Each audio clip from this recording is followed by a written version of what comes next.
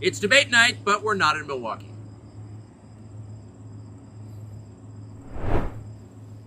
Mr. President, thanks for joining us. Thank you. Why aren't you at the Fox News debate tonight in Milwaukee? Well, a lot of people have been asking me that, and many people said you shouldn't do them, but you see the polls have come out, and I'm leading by 50 and 60 points.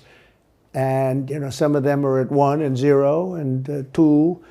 And I'm saying, do I sit there for an hour or 2 hours, whatever it's going to be, and get harassed by people that shouldn't even be running for president? Should I be doing that? And a network that isn't particularly friendly to me, frankly. They were backing Ron DeSanctimonious like crazy, and now they've given up on him. I mean, it's a lost cause. It reminded me very much of 2016. In 2016, I went through the same stuff and had to fight them all the way, and then they became very friendly after I won, or just about when I was winning.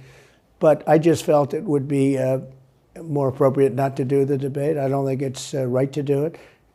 If you're leading by 50, 60, I have one poll, I'm leading by 70 points, and I'm saying, why am I doing it?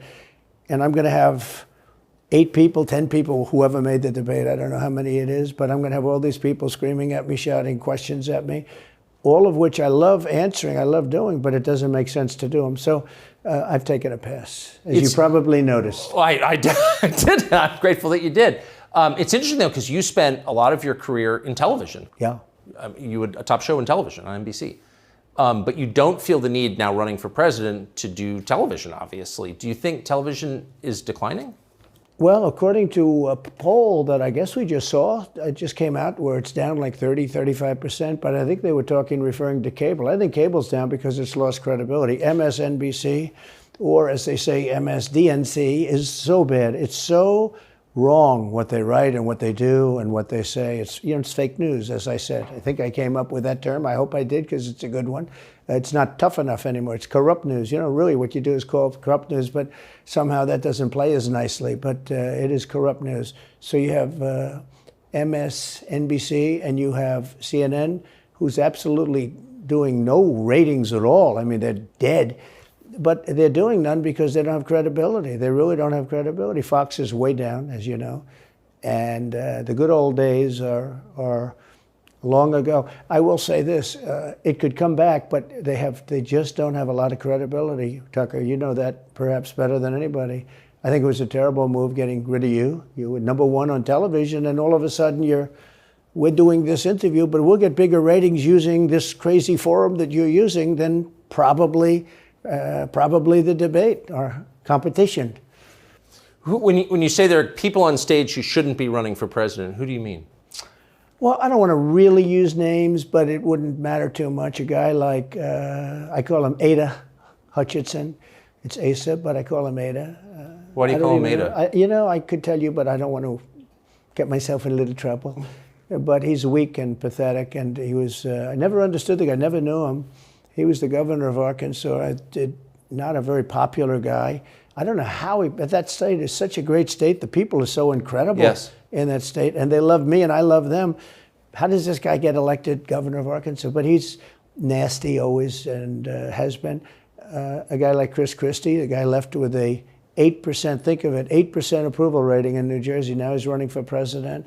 And he runs solely on the basis, let's get Trump. He's like a savage maniac. He's like a lunatic. And that's all he talks about. His poll numbers are very, very low. He's about 2%. What's he like? You know him well. No, I've been friendly with him over the years, but I couldn't give him a job because I just never trusted him very much. I was just never one of his people that really trusted him. I never gave him the job. And that's one of the reasons he feels so hurt and so betrayed. And I understand that. I really do. I understand it. But I never gave him. He wanted to be different things. He was looking at different elements of the administration, and I decided I didn't want to do it. And now I'm glad I did, because you see, but we had some great people. I had great people. We'll have even better people if we do this, because now I know Washington. Before I didn't know Washington. But guys like Bill Barr were terrible. I mean, they were, I would say, Bushies. I say that with respect to the Bush family, but they were Bushies, and it doesn't work out for us. It was clear, this is kind of far afield, but it was just interesting. I read Barr's account of his time. He wrote a book about it, right? His autobiography. And in it, he lies about Jeffrey Epstein's death. clearly lies. Do you think Epstein killed himself sincerely? I don't know. I will say that, he was a fixture in Palm Beach. Yeah. I don't know what Barr said about it either. I have no idea what he said. What did he say? He killed himself, probably? He said he killed himself and that they were going to do this investigation. They never did the investigation. It's never been public. Well, and they hid it. And why are they doing that? And didn't clearly Barr knew. But why would Bill Barr be covering up the death of Jeffrey Epstein? Bill Barr didn't do an investigation on the election fraud either, okay? He said he did, and he pretended he did, but he didn't. McSwain, the U.S. attorney in Pennsylvania, Philadelphia, said Barr just wouldn't let him do it. It was crazy. Barr became so petrified, so frightened of being impeached. They were going to impeach him. I don't know if you remember it. Yeah. It's not a big moment in history. But they said, we're going to impeach. They play a much rougher game, the left, the lunatics. And they were going to impeach Bill Barr, and he was petrified. Now, how do you not get impeached? Don't do any of this stuff. But he didn't do the job there. I don't know what he did with Epstein, but possibly he didn't. Do you think it's possible that Epstein was killed? Oh, sure, it's possible. I mean, I don't really believe. I think he probably committed suicide. He had a life with, beautiful homes and beautiful everything, and he all of a sudden he's incarcerated and not doing very well. I would say that he did, but there are those people. There are many people. I think you're one of them, right? But a lot of people think that he was killed. He knew a lot on a lot of people. He was killed. You think so? I think the closer you look, I'm not a conspiracy person at all. I believe everything I hear. But yeah, the closer you look into it, I mean, the Attorney General of the United States, your Attorney General, clearly lied about the Epstein death. Yeah, and he was. Why? He was certainly. It wasn't well done. They had no cameras. They had no anything. Everybody was sleeping, and a case could be made. Look, I'm not going to get involved in it, but I can tell you a case could be made either way. But it certainly wasn't the most well-run place. So the reason I'm asking you is I'm looking at the trajectory since 2015 when you got into politics, for real, and then won. It started with protests against you, massive protests, Right. organized protests by the left, and then it moved to impeachment twice, Right. and now indictment. I mean, the next stage is violence. Are you worried that they're going to try and kill you? Why wouldn't they try and kill you, honestly? They're savage animals. They are people that are sick, really sick. You have great people in the Democrat Party. You have great people that are Democrats. Most of the people in our country are fantastic, and I'm representing everybody. I'm not just Republicans or conservatives. I represent everybody. I'm the president of everybody. But I've seen what they do. I've seen the lengths that they go to. When they make up the Russia, when that's exposed and they go down, and Barr should have gone after them, and other people should have gone after. And they did very late, because the Durham report came out. It was fairly good. It could have been a lot tougher, I guess, but it was fairly good. But it explained how corrupt it was.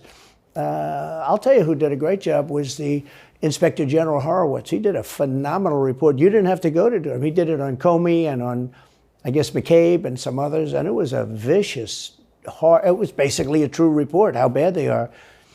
But these people are sick people. These are people that I think they hate our country. You want to know the truth. When you see open borders, when you see these policies that they have, and so many other things, it's so sad to see. We have a country that's very fragile right now. I've never seen, I will say, look, I ran in 16, which was 15, but I ran in 16, election in 16, and there was tremendous spirit. In 20, there was even more spirit. We got millions and millions more votes. It wasn't even a contest. People said, well, what'd you think of 20? I said, we did much better. We did. You got to base it on the number of votes. We got many more votes in 20 than we did in 16. But the election was rigged. It was a rigged election. And with COVID, they used COVID to cheat in a lot of different things, and we have so much on it. It's like so easy. But we had judges that didn't want to look. We had people didn't want to get involved. They called you, he's a conspiracy theorist if you say anything about the election. But I have never seen spirit like there is right now. Even coming down here, just the people on the road that are just absolutely going crazy. And the reason is, I think they like me, and I know they love my policies. I hope they like me too. A lot of people say they don't like me, but they like my policies. I think they like me. But I have never seen spirit like it is right now. And the reason is because crooked Joe Biden is so bad. He's the worst president in the history of our country. I don't think he's going to make it to the gate, but you never know. But he's a corrupt person, so corrupt that I took the name off Hillary. I don't do two people at one time. I took the crooked Hillary and I retired the name. That was a good day for her. I bet she was very happy. And I used it for Joe because it's crooked Joe. But Joe is really... But you don't think he's going to make it to November of 24? Well, I think he's worse mentally than he is physically. And physically, he's not exactly a triathlete or any kind of an athlete. You look at him, he can't walk to the helicopter. He walks, he can't lift his feet out of the grass. It's only 2 inches at the White House, right? That's not a lot. But you watch him, and it looks like he's walking on toothpicks. So, and then you see him on the beach where he can't lift a chair. Those chairs are meant to be light, right? They're like 2 ounces. Yeah. You lift them up. He can't lift the chair. He can't walk to the chair. And I don't know what they're doing with the beach. This beach is seeming to play a big role, but they love pictures of him on the beach. I think he looks terrible on the beach. He looks terrible on the beach. Skinny legs. Well, he can't walk through the sand. Sand is not that easy to walk through, but when he walks through it, he can't walk through the sand. And there's somebody in there that thinks he looks fabulous at the beach. I think he looks horrible at the beach. Plus, the beach doesn't represent what a president's supposed to be doing. You're supposed to be working.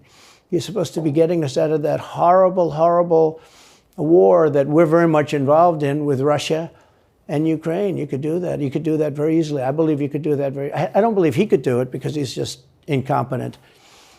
But that's a war that should end immediately, not because of one side or the other, because hundreds of thousands of people are being killed. Can you imagine you're in an apartment house and rockets are going into that building and blowing it up and knocking it down? And why should anybody, human beings, these are human, whether they're Russian or Ukrainian or whatever they are, it's got to be stopped. And it can be stopped very easily. It would have never started. If I were president, it would have never started. So back to Biden, I'm interested. So you think he's failing? He obviously is failing. I think it's clear to everybody. But that would make Kamala Harris the candidate? Well, not really. I guess they'd have maybe a free-for-all. A lot of people say she has to remain for certain reasons the candidate. She has to. I don't think that's true, actually. I don't think that other people would stand for it. She has some bad moments. Her moments are almost as bad as his. I think his are worse, actually. Yeah. But she seems pretty senile, too. She speaks in rhyme. It's weird. It's weird. But she has bad moments. And in rhyme? What do you... Well, the way she talks, the bus will go here and then the bus will go there because that's what buses do. And it's weird. The whole thing is weird. This is not a president of the United States future. And I think they probably have some kind of a primary and other people will get involved. Newsom, right? Could be. I always got along well with him, believe it or not. But could be him, could be somebody else. He's got a big load on his shoulders because you look at California, what's happened. But I don't know if the American people really, the people that vote for him, I don't even know if they care. You look at so many of the things that are going on, and people don't seem to be, in the old days, if you had a bad record, it meant a lot. Today, if you have a bad record, it doesn't really mean anything. He looks good, he's a nice looking guy, speaks well. But Biden, every time you watch him talking, it's like he's walking on eggs. You're waiting for him to collapse. And he almost always does. And I got to know the leaders of all of the countries, essentially, but the big ones. And the bigger, the tougher the leader. It's like sort of, I guess maybe that's the way it's supposed to be. But I got to know President Xi of China and Putin and Kim Jong-un, North Korea. Did a great job with North Korea, kept us out of a nuclear war. We would have 40,000 dead soldiers right now. They'd drop a nuke right on top of the military base. But we have 40,000 soldiers over there. And I did great. I got along with him great. That's a positive. The press said, he said nice things about Kim Jong-un. I also said horrible things at the beginning. Horrible enough that he wanted to talk. And we talked, and we met in Singapore. We met actually twice. And we had unbelievable meetings. I know him very well. We were in great shape with him. What do you think he and Xi and Putin think of Biden? I think they can't believe it. I think they probably say this is some kind of a system. They had great respect for our country. They respected me. They had great respect for our country when I was there. Every one of them. Look, if you go to North Korea, you take a look at what happened. You know, the Olympics was dead. South Korea spent billions on the Olympics. Nobody was going to go. They didn't want to get blown up. They called me and they said, we are going to let the Olympics proceed. This is North Korea. I said, you should go into the Olympics. Put your athletes in. It wasn't like, you know, they were big on athletes because, you know. Famine. But they went in and they actually participated. And within about 2 days, the entire thing was sold out. And if it wasn't me, that would have never happened. But I got along very well with him, and that's a positive thing. He does have massive nuclear power, by the way. And if Hillary would have gotten in, or if the Obama thought process continued, it would have been a nuclear war, absolutely, with North Korea. He was expecting to go into a war, and it would have been a nuclear war. So do you think the rest of the world looks on at Biden and thinks someone else has got to be running the government? Well, somebody else has to be. I don't think he's capable of doing anything. Look, when I debated him, I said, how come, and this was in front of probably not a friend of yours, Chris Wallace. He was the moderator. Not a friend. I said, why is it he wants to be Mike, but he doesn't have the talent? It's one of those bitchy little man. He wanted to be his father, but he didn't have the talent of his father. Was great. His father, little fussy man. His father interviewed me in 60 Minutes. It was actually a 10. Can you believe it? No, I totally believe. His father had talent, at least. I may have been the only guy that he gave a good 60 Minutes to. He was rough. Really? His father was tough. He was great, though. He was great at what he did. But Chris Wallace was so upset. He was guarding this guy who wouldn't do a show, by the way. You know, he wouldn't do. I figured. I didn't mind Chris Wallace because Biden wouldn't do a show. And it was very obvious. You know, he kept asking him and asking, but he wouldn't do the show. So I figured he's got to like me. But he came from a different planet. But remember when I asked the question, why is it that the mayor of Moscow's wife is allowed to give you $3.5 million? Don't forget, that was brought up. Now it's brought up all the time. But that was brought up by me long before anyone ever heard of it. I said, the mayor of Moscow's wife giving you $3.5 million. What did you do to deserve $3.5 million? To Biden. And Chris Wallace said, this has nothing to do with the debate. I mean, he fought. He got in the way of the question. No, it was crazy. And I said, well, wait a minute. He got $3.5 million from the mayor of Moscow's wife. Now, people forget that, but if you go back and take a look, you will see. And Chris Wallace didn't want me to ask that question. I said, I think it's a very appropriate question. It turned out to be much more appropriate than people thought. Amazing. So do you have a preference in, assuming you're the Republican nominee and all goes as you plan it to go, do you have a preference in who you run against?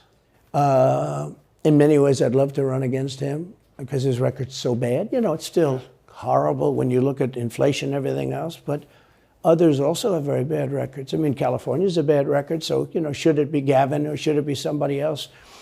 When I look at San Francisco, what's happened to that incredible city? That was one of the greatest cities in the world just a short while ago, and now it's very sad when you look at it. Los Angeles, every city practically, all the Democrat-run cities. You know, Republican-run cities are doing very nicely because they arrest people when you have crimes, and they don't go after political candidates because they think it's good. You know, I mean, it's like been amazing. My poll numbers are the highest I've ever had, but because people understand it. Can I just ask you, that yes. gets back to my original question. So if the protest didn't work, you got elected anyway. Yeah. Impeachment didn't work twice, obviously. Indictment is not working. Your poll numbers go up. When they raided Mar-a-Lago in August of last year, your numbers went up. They can indict you 20 times and you're not gonna lose the Republican primary because of that. Well, so it makes it look even more ridiculous. I mean, the 4 indictments, and maybe there'll be more. I don't know. These people are crazy. But they're counterproductive. So if you chart it out, it's an escalation, is what I'm saying. Yeah. So what's next? After, you know, try to put you in prison for the rest of your life, that's not working. So, like, don't they have to kill you now? I think the people of our country don't get enough credit for how smart they are. And I'm not sure I would have said this 10 years ago, but they get it. You know, they really get it. When somebody gets indicted, your poll numbers go down. When somebody gets indicted, you announce, ladies and gentlemen, I'll be leaving to spend time with my family and to fight for the rest of my life on this stuff. But you're out of politics. I got indicted 4 times. All trivia, nonsense, bullshit. It's all bullshit. it's horrible when you look and you look at what they're doing. The boxes hoax, I'm covered by the Presidential Records Act. I'm allowed to do exactly that. He's not covered, and he's got 25 times the number of boxes, and he's got them stored in Chinatown. He's got them stored in a flimsy garage underneath his Corvette at Penn. And by the way, at Penn, he gets millions of dollars. China pays this guy millions of dollars. See, I think he's the most corrupt president we've ever had. And he also has the distinction of being the most incompetent. And I believe both. I mean, he's both incompetent and corrupt. So and who I is running the actually government? believe he's compromised because China knows so much about him. They know where the money comes from. They know where it is, who paid it, and they probably paid it. Well, they do pay Penn, and he gets $1 million. I think he takes $999,000 because keeps it a little bit under $1 million, like by $1. But he, in many ways, is a Manchurian candidate. We have a Manchurian candidate, and he's afraid to tell Russia to get out of Cuba. He's afraid to tell China to get out of Cuba. He's afraid. China now is building, think of this, China is building military installations in Cuba. The Cuban population of Miami is not too happy because they're never going to be able to go back. And you don't even hear about it. And the worst culprit is the press, the media, because normally, when I first heard that China is building installations in Cuba, and installations means military installations, okay, they said just some communication. They did that on the islands with Japan. They took the island, they started this massive construction, and they told everybody, including the Japanese have to be very careful. They told everybody that this is a housing development. They're going to build a housing development. And I said, how come the runway is 20,000 feet long? Private jets need 4,000 feet. They don't need 20,000 feet. The big ones need 20,000 feet. They don't even need 20. And I looked at the runway. I said, that's the largest runway ever built, both in width and length, for housing development. There's nobody that has a plane that big that you would have a runway that's Why is for China testing. allowed to conduct imperialism in our hemisphere? Well, yeah, and it's far beyond Cuba. It's all over South America. Yeah, in the Caribbean. So we built a thing called the Panama Canal. We lost 35,000 people to the mosquito, malaria. Yeah. We lost 35,000 people building. We lost 35,000 people because of the mosquito. Vicious. They had to build under nets. It was one of the true great wonders of the world. As he said, one of the 9 wonders of the world. No, it was one of the 7. It happened a little while ago, It says 9 wonders of the world. You could make 9 wonders. He would have been better off if he stuck with the 9 and just said, yeah, I think it's 9. But this is one of the true 7 wonders of the world. And you take a look at the Panama Canal. It was such an incredible engineering marvel. We sold it under Jimmy Carter. We sold it to Panama for $1. The following day, they quadrupled the amount of money that ships had to pay to get across. They didn't lose one ship. And now they've made it much bigger, and now they've widened it. They've doubled it, right? They've more than doubled it. And it's one of the most profitable things. Any time it's just incredible, right? We gave it away for $1. China now controls it. They actually control the Panama Canal. They run it, they control it. And we shouldn't let that happen. And we can't let China be in Cuba. And they'll get out. If I'm president, they'll get out. Because I had a very good relationship with President Xi, but he respected this country, he respected me. And he'll get out. And we can't let them run the Panama Canal. We built the Panama Canal. Should have never been given to Panama. We should have had it. But we gave it for $1. Think of it. They quadrupled. In one day, they lifted the fees, which are, pretty big, for these massive ships to go through, right? Rather than going around the Cape and through all the tremendous storms, such beauty, it's beautiful stuff. But you didn't want to get caught in those storms. Those were storms that wiped out the biggest ships. And we go through the Panama Canal, we built it, and we gave it away for $1. Think of that, how stupid are we? We have done the stupidest things in this country. And now we have a president that can't put 2 sentences together, can't speak, can't walk, can't talk. I don't think he gets to the starting gate, but these people do miracles. I mean, he ran out of his basement, and you got away with that one because of COVID, so he sort of got away with it. They cheated on the election. But you have people that are very smart, but they're fascists and they're radical left lunatics, and they're destroying our country with the all-electric cars and the windmills all over the place, which, by the way, don't work, and they're all, most of them made in China. For the most part, they're made in China. Germany a little bit, but China. But you look at what's happening to our country, even no voter ID. I mean, why don't they want voter ID? There's only one reason they don't want voter ID, because they want to cheat. I mean, who doesn't want, you know, the Democrat convention, the last one, they had voter ID that was this big. It looked like a prison card, this big on their chest. You walked in, they had your picture, your this, your fingerprint. They had everything. The most incredible voter ID I've ever seen. That was to get into the Democrat National Convention. But to get in to vote, if you buy groceries, if you buy practically anything now, you have ID on a card, credit cards or otherwise. But don't you think it's racist to have to show your ID? Well, they probably say that. They use anything not to show ID, because voter ID is pretty simple. And we could go back, and we should go back to all paper ballots, voter ID, same-day voting. You know, France did it. France had mail-in ballots, and it was terrible. Anytime you have mail-in ballots, you're going to have massive cheating on your elections. Anytime, but not just the presidential election. Anytime you have... Isn't that the whole point of them? So Yeah. you can Oh, cheat? yeah, sure. It's their whole point. That's their whole point. They want to cheat. Yeah. They have to cheat because their policies are so bad that if they didn't cheat, they couldn't get elected. Who wants open borders? Who wants high taxes? Who wants high interest rates? Who wants to not be able to use a gas stove or have to drive an electric car, which, you know, you have a 4-hour drive, but the car only goes an hour and a half, so you have to charge it. The happiest moment for somebody in an electric car is the first 10 minutes. In other words, you get it charged, and now for 10 minutes. The unhappiest part is the next hour, because you're petrified that you're not going to be found another charger. People, I'm saying, if people, I'm not knocking electric cars, they're fine. They're fine.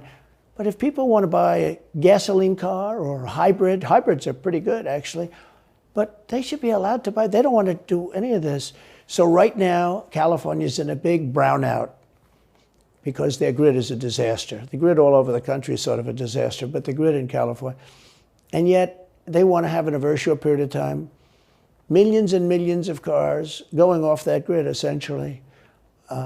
It doesn't work. So plug your car into a grid that's failing. You should be able to buy an electric car. You know, electric cars could be fine if you drive short distances and you want to have, you know, whatever, and you have plug-ins everywhere you go. They could be fine. But you got to have gasoline cars. You got to have everything. Let people buy everything. Now there's the new thing is your heating systems in the house. They don't want you to have a modern day heating system. They want you to use a heating system that will cost you at least $10,000 to buy and won't work very well. You know, none of the stuff works as well. One of the things I did with EPA is you have states, many states, most of the states have so much water. You know, it comes out of heaven, right? The water pours down and you have it. It's there. It's got to go wherever it goes, into the oceans, whatever. It's not like a big problem. Now, in some states, they have a problem. You know, you have some desert areas and all, and for that, it's okay. But they have sinks where no water comes out. You turn it on, no water comes out. No water comes out of the shower. No water is allowed to go into the washing machine for your dishes or for your clothing or what. And I avoided all of that. Wait, they have sinks where no water comes out? Sure, you have restrictors. When I say no water, very little water. You want to wash your hands, right? Yeah. And you've seen this, and you turn on the sink and it's very little. Or you want to wash your beautiful hair, right? And you're standing under a shower. Then the suds never go. The water comes out very slowly. I'm sure you've seen this. It usually takes place in new hotels and new homes. Yeah, you take a drill and take the They have limiter out. Well, you can, but now they make it so you can't do that so easily. They have a restrictor. It's called a restrictor, and it restricts the water from coming out. So I ended all of that, and you have to see these. They let the water come out. You know what people do? They wash their hands like 5 times longer, or in the washing machine they'll press for their, let's say the dishwasher. They'll press it. Then they'll press it about 7 or 8 times. Yeah. They'll end up using more water, and it still won't be very good. I met with the head of Whirlpool. They were practically going out of business during my administration, and they said to me, from Ohio, incredible, great state, I love Ohio, and they were really doing badly because people were dumping washing machines all over, mostly from South Korea, but also from China. And he was explaining it's just a terrible situation. I said, let me ask you, how's the quality? He says, we're better, but they are good enough quality. But, of course he's going to say that, but, they are better. He said, but they don't allow us. They're dumping these machines. They're cutting us in half. They're killing us. And on top of it, the government won't let us use water in our machines. I mean, he shows me like a quarter of a bottle of water. That's supposed to be washing clothing. And I freed it all up, and I put tariffs on these countries that were selling and the machines coming into the country. And that company went from all the washing machine companies, they make washing machines, they make dryers, they make all of the different machines that do this kind of work, including dishwashers. And they went from a disaster area to being just thriving. But can I ask, they love me in that part of Ohio. Well, I bet they do, but why should EPA, no one at EPA was elected by anybody, Yeah. why do they have the power to decide how much water your washing machine uses? Shouldn't Congress in a democracy get to vote on that? Yeah, you could say that.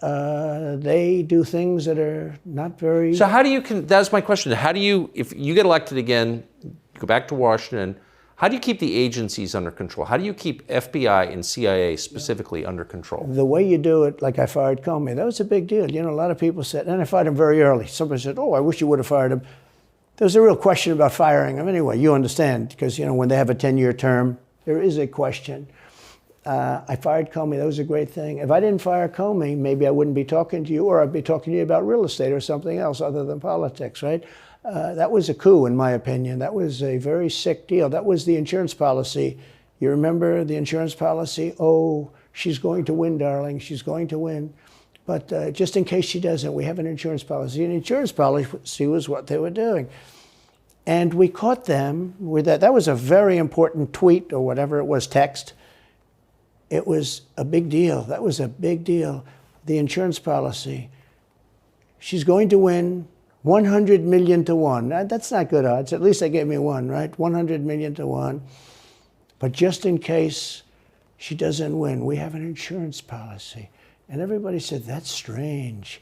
That's strange. But we caught all that because I fired Comey. Because when I fired Comey, it was like throwing a rock into a hornet's nest, into a nest of bees, and the place went crazy. So when you were president, are you confident that you knew everything, say, CIA was doing around the world? No, I'm not. It's a very interesting group of people. I had very good relationships, I thought, but I was a little surprised when I got out that, things go on. Look, it's... What were you surprised by?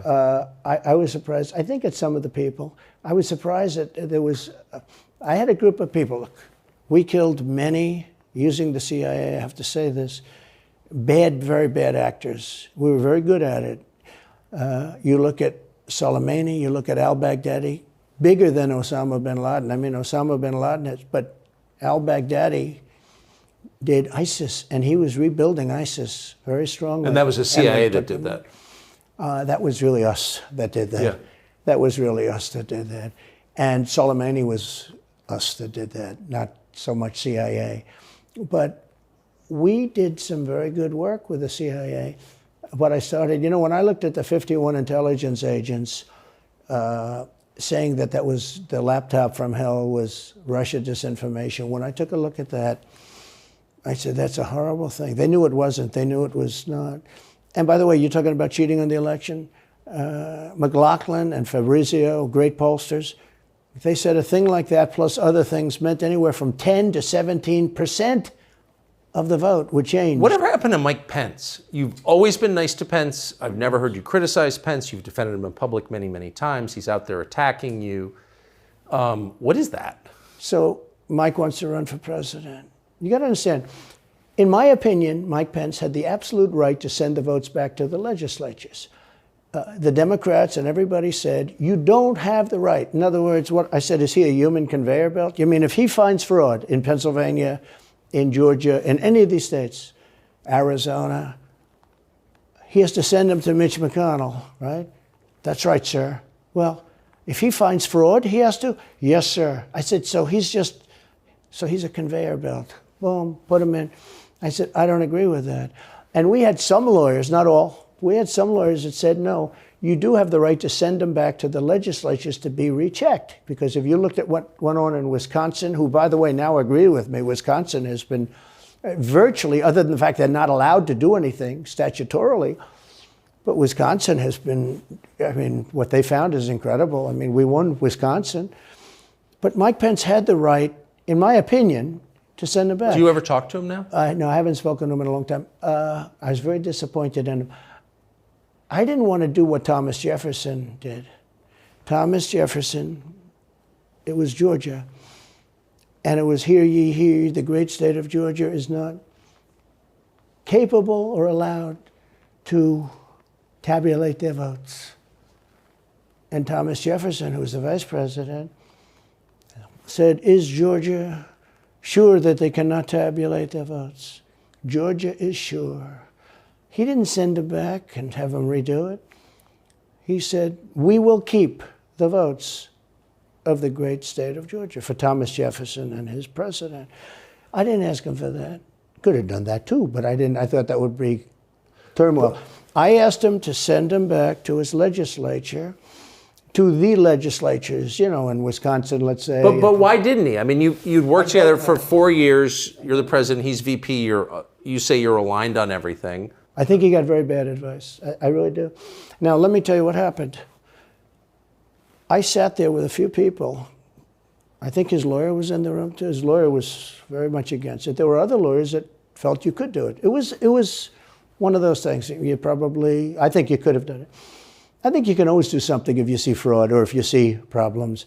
But it's very interesting. So after the election was over, the rhinos got together with the Democrats and they redid the election, so you couldn't do it anymore. So then I called the people. I said, so in other words, you're saying I was right. You could do it. Yes, you could do it. In other words, they took the Voting Act and they redid it so the vice president no longer has the power to do what I said he could do. So when that happened, I said, wow. And you know, you'd look some of these Democrats in the eye and they'd say, he has absolutely no right to do it. And immediately after the election, they met rhinos, could name them all, and Democrats, and they approved legislation that takes away the right of the vice president to do it. So I said, so you're saying I was right. The vice president did have the right to do it, and they said, yes, he did. So if you're saying they stole it from you last time, why wouldn't they do the same this time? Oh, well, they'll try. They're going to be trying, yeah. And not only me, you know. Look, DeSantis is out. I think he's gone. So he was at a level. People have figured him out. He's gone. But if somebody else got in, other than me, they'll go at him just as viciously as they did me. These people are sick. They will go after them. And a lot of people say they won't be able to hold up. I do get credit for holding up quite well, I must tell you. I think it's... How do you do that? How do you get indicted, you know, every week and stay cheerful? I think it's a lot easier because I'm so high in the polls, because it means the people get it. The people see it's a fraud. The people see it. Like this horrible district attorney from just a little while ago, from essentially Atlanta, it's Fulton County. She said, basically, I don't have any right to challenge an election. Well, what about Stacey Abrams? What about Hillary Clinton? What about all of these Democrats that are still challenging my election? The same people that are saying he's challenging an election challenged my election. And they did it with slates. They did it with all sorts of things. They were very bad about it. But basically, they're suing me, and they're saying, you don't have any right to challenge it. If you challenge an election, we're going to indict you and put you in jail. So what they're doing is they've weaponized, and don't kid yourself, the DOJ and Biden and the whole group, they're watching all of this stuff. They love the local stuff. You know, the DA in Manhattan. Not only that, they put one of the DOJ top people into the Manhattan DA's office to run things. They don't even have a case against me. It's not even a case. Everyone says, even the Democrats say, you can't bring these cases. You have no case. The Attorney General or the District Attorney, Fannie Willis, in Atlanta, she's getting killed. Basically, she's saying Trump doesn't have the right to criticize an election. But you've been around long enough now. You've seen many elections criticized. I mean, Hillary Clinton goes crazy. Every time she talks, she says, he's not the president. Jimmy Carter said, he's not the president. Well, I am the president. Hillary Clinton called me, by the way, at 3:02 in the morning to congratulate me the night of the election. Did her voice crack? Well, her voice was, it's very different, I will say. I won't get into that, but What do you mean? her voice was very different. Don't forget, they were all celebrating at 5 o'clock in the afternoon. And I came home and I said, I think we won. I felt we won because the rallies are so big. We'd go to Wisconsin and we'd go to Georgia. We'd go to different states. In Michigan, we'd have rallies. In Pennsylvania, we had 58,000 people in Butler. And I said, how are we losing this? How do you have a rally where you have from 50 to 100,000 people, many of them? I did 7 a day for a couple of days. That's a lot. That's a lot. These are big rallies, too. And I didn't hold back. I didn't say, let's make them let's do abbreviations, right? But they challenged the stuff. Yeah. Hillary called me up and conceded. Now, the word is that Obama said you have to do that. But she called up and totally conceded. But now, every time you see her on television, she's saying, she's challenging the election. Do you think... So that would mean that she should be indicted, but that would mean also that Stacey Abrams in Georgia should be indicted because she still thinks she won the election for governor. She still thinks that. She's never recanted. And do you think Stacey Abrams will be indicted for that? No, of course not. She won't be. The Democrats don't get indicted for things like that. They don't get impeached. No, it's a different thing. With that being said, yes, I had great support when they did impeachment hoax #1 and impeachment hoax #2.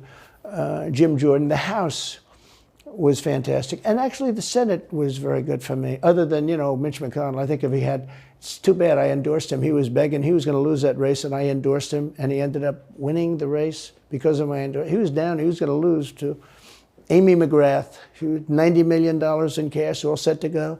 She was leading by 3. He was going down. I did him a favor, and then 3-4 months later, he really wanted to impeach me. He's a bad guy.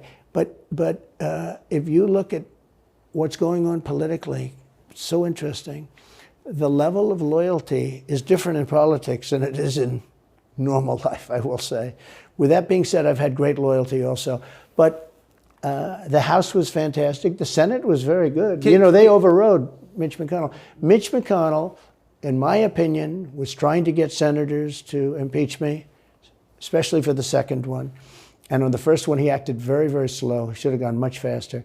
But Mitch McConnell wanted to, and the senators went up to him, guys that are subservient to him because he gives money. He gives them money. He gives them a lot of money. He raises some money and he gives it to them, and therefore they do what he said. That's the only form of leadership he's got. So last question. If you're elected president again, what's your number one priority? When you ran last time, you said, I will build a wall. This time, your bottom line top promise to the country. So you can do numerous things at the same time. Of course. But let's say number one is a border and taking hundreds of thousands of criminals that have been allowed into our country and getting them out and bringing them back to their country, Guatemala. By the way, not only the 4 countries that we think of as neighbors, all over the world. Last month, we had 149 countries represented. Think of it. We had 149 countries represented, Tucker, from places that many people never even heard of, coming into our country.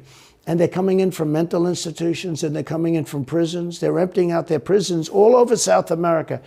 They're emptying out their mental institutions. Terrorists are pouring into our country. We have no idea. I had the strongest border in the history of our country, and I built almost 500 miles of wall. They like to say, oh, was it less? No. I built 500 miles. In fact, if you check with the authorities on the border, we built almost 500 miles of wall, and I had another 200 that I was going to build. It's like water. It seeks. And we're going to build another 200. We built it. It was all set to go. All they had to do was install it. It would have taken 3 weeks. And that's when I found out. I said, I think these people actually want open borders. The first thing I would do would be I would seal up the border good and tight, except for people that want to come in legally. Do you think we're moving towards civil war? There's tremendous passion and there's tremendous love. January 6th was a very interesting day because they don't report it properly. I believe it was the largest crowd I've ever spoken before. And some of the crowds I've spoken before. And like July 4th on the Mall. I think they had 1 million people there. But I think that the biggest crowd I've ever spoken before was on January 6th. And people that were in that crowd, a very, very small group of people, and we said patriotically and peacefully and patriotically, right? Nobody ever says that. Go peacefully and patriotically. But people that were in that crowd that day, very small group of people, went down there, and then there are a lot of scenarios that we can talk about. But people in that crowd said it was the most beautiful day they've ever experienced. There was love in that crowd. There was love and unity. I have never seen such spirit and such passion and such love. And I've also never seen simultaneously and from the same people such hatred of what they've done to our country. So do you think it's possible that there's open conflict? We seem to be moving towards something. I don't know, because I don't know what it, I can say this. There's a level of passion that I've never seen. There's a level of hatred that I've never seen, and that's probably a bad combination. Donald Trump, thank you. Thank you very much. Very much. Thank you. That is a bad combination, by the way. Bad combination. Thank you.